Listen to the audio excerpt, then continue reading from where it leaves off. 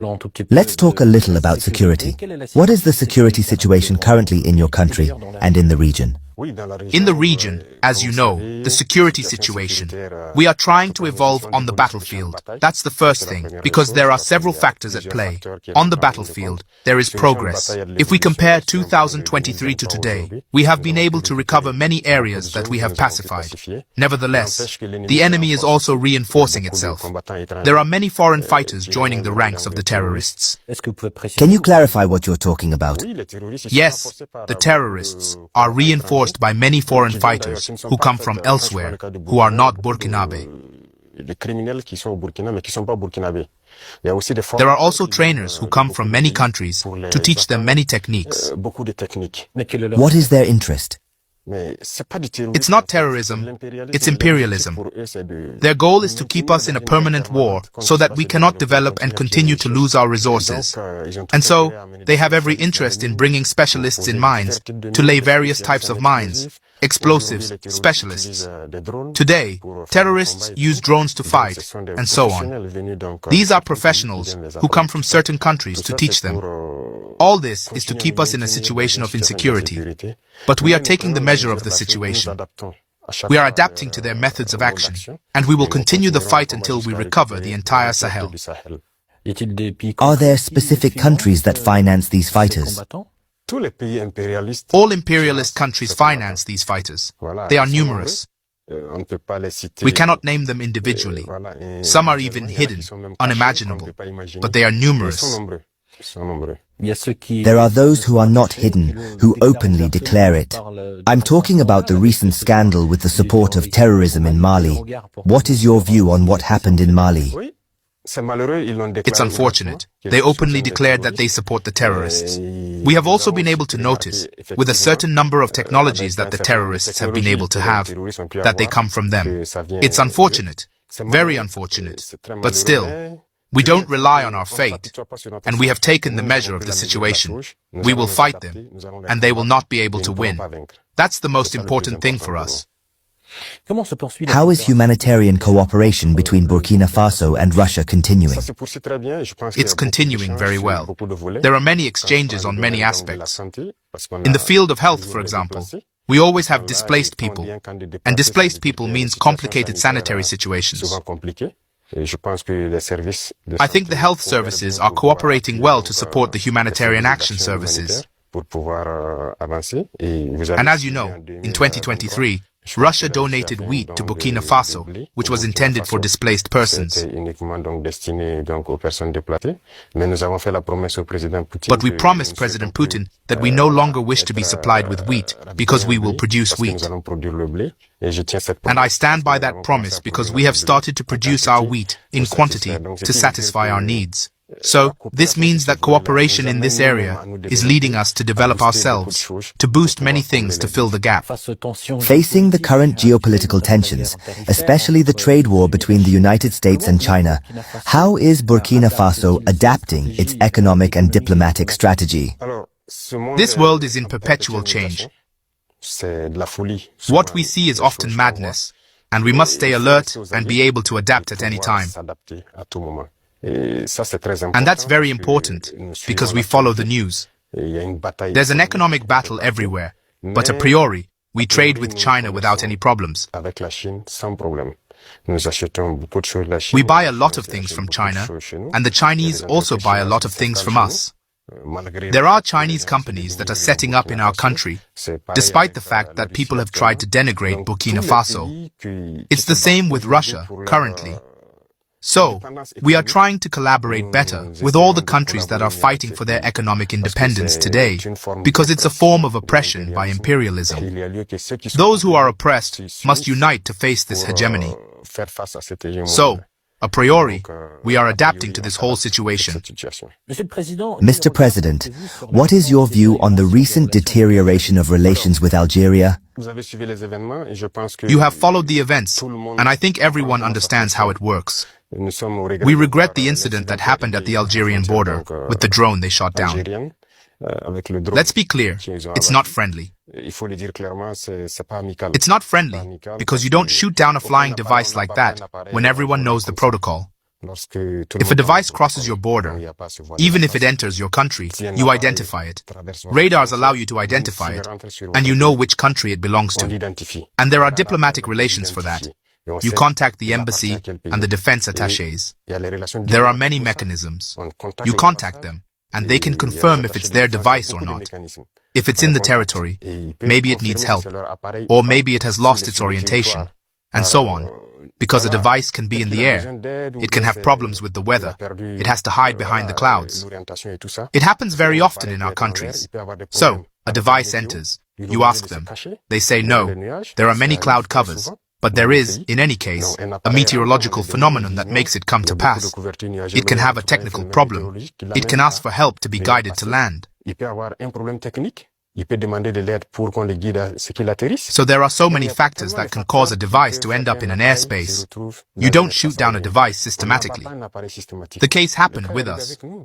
We often saw an American device that entered our territory, doing reconnaissance and so on. We didn't shoot down the device.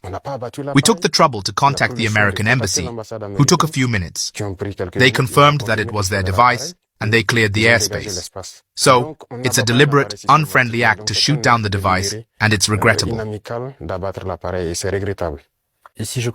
But if I understand correctly, you're not closing the door to dialogue, are you?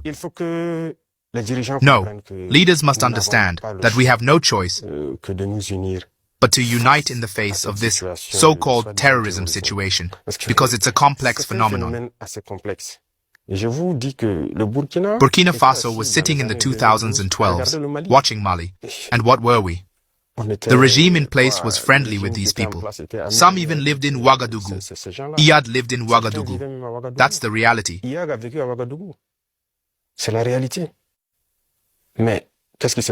But what's happening today? They have turned against us. They are not free people. They are manipulated by imperialists, and they do what they are told to do. So everyone must understand that we must unite to face this. There's no possible negotiation with these people. Precisely. Let's talk about this unity, this integration that's currently taking place within the AES. Where are we currently? It's going well, it's evolving. We are in the Confederation, and as I said, there are many things to put in place. We must not try to go too fast and not do it well. So we are going progressively.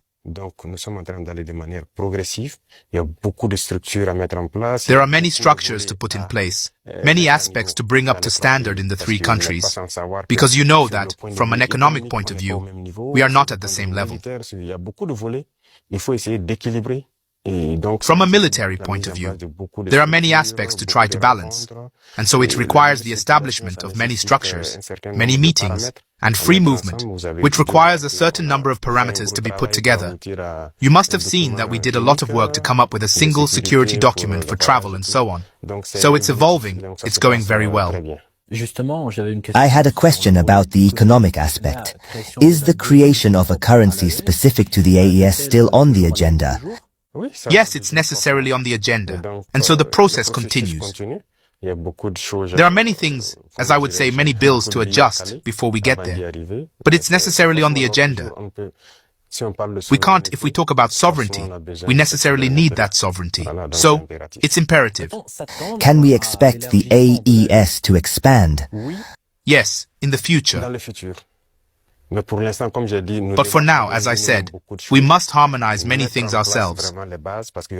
Really put the foundations in place, because there will be many additional protocols, if you want to see, to harmonize our policies, whether they are diplomatic or economic policies.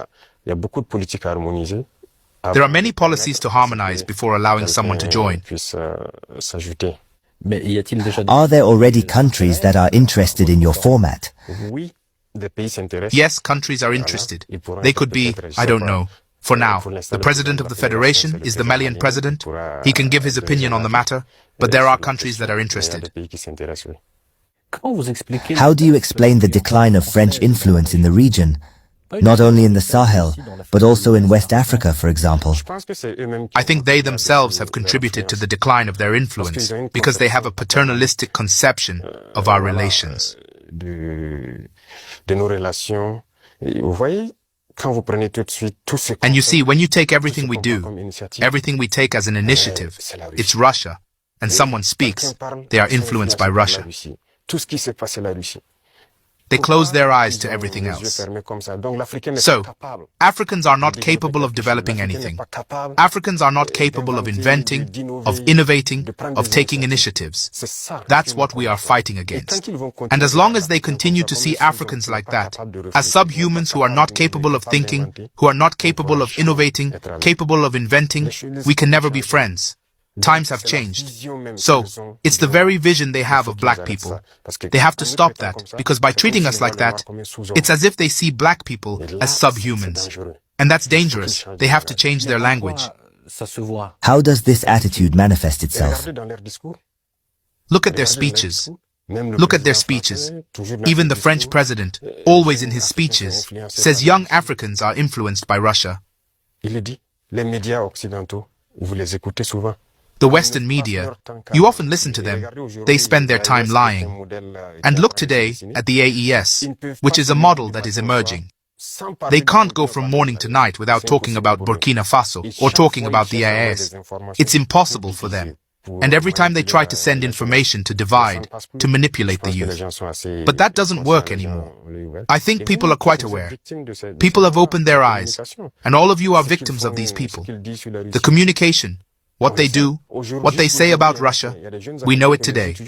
Even today, there are young Africans who still have their eyes closed, who believe their lies, the narrative of the Second World War. I was listening to someone the other day saying that at the end of the war, in the 10 years that followed, if you asked in Europe who won the war, people would say it was Russia. But today, if you ask in Europe who won the war, they will say it was the Westerners. Through communication, they managed to reverse history, and African history too. They schemed everything to pass off lies. And that means that young Africans, some don't even know the history of Africa. What did Africa do? Some don't even know that our grandparents fought, were put at the forefront as cannon fodder, and on their return, they were killed like animals. Do people know that when France was experimenting with its first atomic bomb, it was black soldiers they put next to it in the lethal radius to see the effect? Let's bring out the archives. Everything they used against Africa. It's terrible. So, all this needs to be communicated, so that young Africans understand, because there are still many asleep who continue to communicate for the imperialists. What they are told to say, they do it, perhaps because they are given something, I don't know. But Africans must understand their history, wake up. So that's our fight too. What is the role of the media in this fight, in your opinion? Independent media. Media from our countries, you mean? The media should participate a lot in helping us. But you see that even our media, there are some that are imperialist media. They only sit up when European media say something, and they repeat it and emphasize it. There are plenty of media in the country that even fight regimes like our regime and spend their time also telling the same nonsense that Western media tell. But it's shameful if Africans behave like that. It's very shameful. I imagine they must be ashamed to look at themselves in the mirror at night if you are paid to tell lies about black people. It's very serious. So we are raising awareness in Burkina Faso. If you see currently, many media are supporting the dynamic, participating in raising awareness among young people through debates and so on. So that's what we really want for the media. Do you think our media can also play its role in this fight? Of course, a lot. You have to play a very important role because, you know, I said it in 2023 in St. Petersburg, and I repeat it again today. Russia helped save the world. Africa helped save the world. It must be said, young people must understand that everything that is told in Hollywood movies is false. It's nothing but lies. It's the same thing. The Vietnam War. Today we see history is distorted, but we must communicate. You see? They don't like me talking. They think I talk too much and so on, so that I shut up, so that they talk, and their version gets across. No, my biggest regret is having spent a good part of my youth listening to radios like RFI and France 24. I was in countries where these radios were closed, but we would get apps, record their news to listen. But after a while, there's a click, and I start to understand that they fill our brains to accept what they want. It's their narrative they want us to learn. And since then, I've started to sort things out, and I've understood that what they are doing is very dangerous. And today, more than ever, I realize that they have conditioned the minds, especially of Africans. So you can participate a lot in awakening the consciousness of young people, so that people understand how the world works, and don't get carried away by these people. My very last question, just to conclude on a positive note, what are the prospects for relations between Russia and Burkina Faso, especially in the military sphere? Many prospects for the future, and as I saw with the parade, I think there is very good cooperation, because it's good that currently we are paying for equipment, but we need to develop the military industry, for example. And Russia can contribute a lot. And you know that Russia has many scientists and scholars.